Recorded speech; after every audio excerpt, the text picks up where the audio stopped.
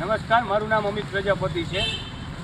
આજે આપ પાછળ સ્થિતિ જોઈ રહ્યા છો, છેલ્લા 2 દાયકાથી સર્વોદય સોસાયટીના રહીશો ભોગવી રહ્યા છે। આજે મેં આપણા આદરણીય પ્રમુખ શ્રી પ્રદુભાઈને ફોન કરતા તુરંત એમને મુલાકાત લીધી હતી, પણ આ 2 દાયકાથી જે અમે પરિસ્થિતિનો સામનો કરી રહ્યા છીએ એ પરિસ્થિતિનો નિકાલ ક્યારે, આ એક મારો રહીશ તરીકેનો પ્રશ્ન છે।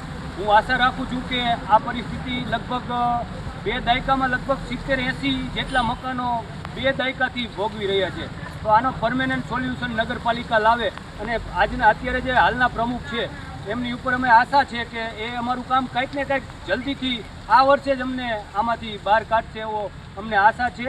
આ રહીશોને આ જે પરિસ્થિતિનો સામનો દર વર્ષે કરવો પડે છે, મકાનમાં પાણી ગરી જાય છે, લગભગ 5-1 મકાનની અંદર તો રૂમની અંદર પણ ફૂટ પાણી છે, જે આપ પણ નિહાળી શકશો થોડી વારમાં।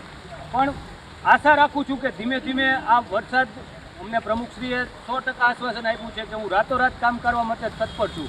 હવે જોઈએ છીએ કે પ્રમુખશ્રી આજે આ વરસાદ જ્યારે બંધ થાય અને એ શું કામગીરી કરે છે અને અમને આ 2 દાયકાથી જે અમે ભોગવી રહી છીએ એમાં અમને કંઈક આનું સમાધાન કરીને આપશે એવી આશા રાખી છે। હું સંજયભાઈ વિરજીભાઈ નારણિયા, અહીંયા સર્વોદય સોસાયટીનો રહીશ, અને જેમ અમિતભાઈ હમણાં બધી વાત કરી, અને આવો જો વરસાદ 2-3 કલાક રહીએ તો અમારે અહીંથી કેવી રીતે નીકળવું બહાર, એ એક મોટો પ્રશ્ન છે।